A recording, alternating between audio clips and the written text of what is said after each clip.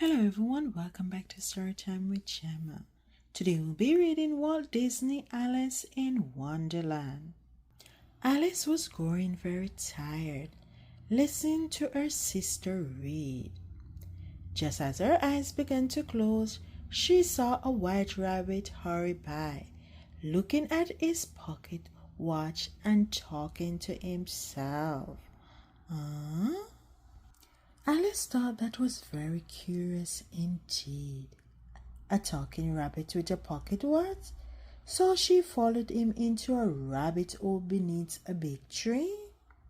And down she fell, down to the center of the world, it seemed.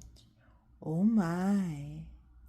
When Alice landed with a thump, the white rabbit was just disappearing through a door, which was much too small for her. Alice drank from a bottle on the table and shrank away to a very tiny size. But now she could not reach the key to the little door. Oh. At last, Alice found a way to get through the little door.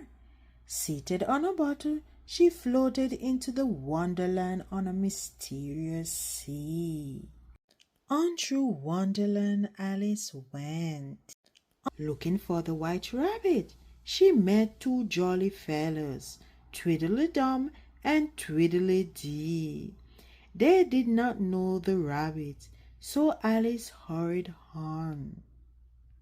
At a neat little house in the woods, at last she met the white rabbit himself.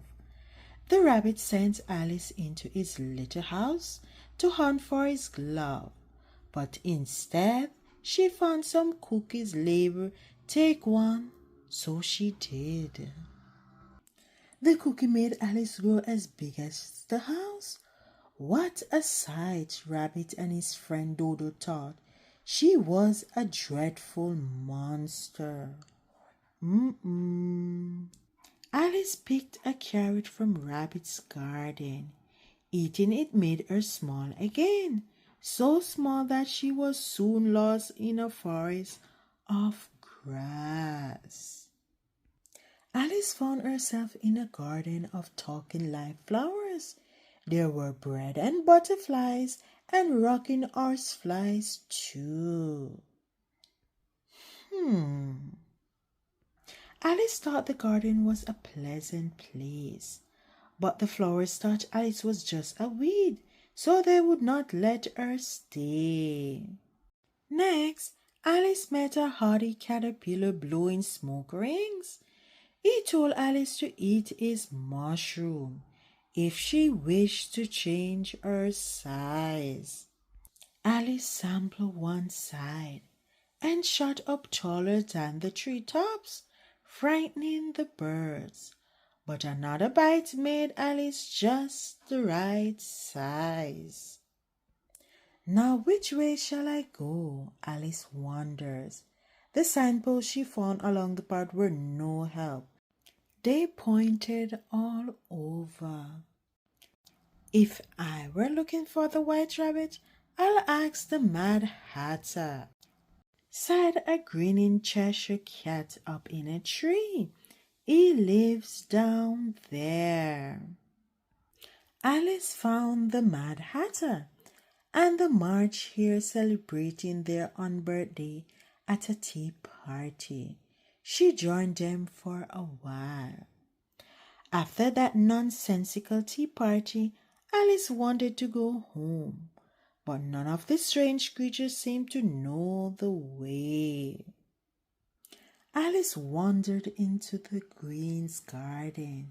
Soon along came the royal procession.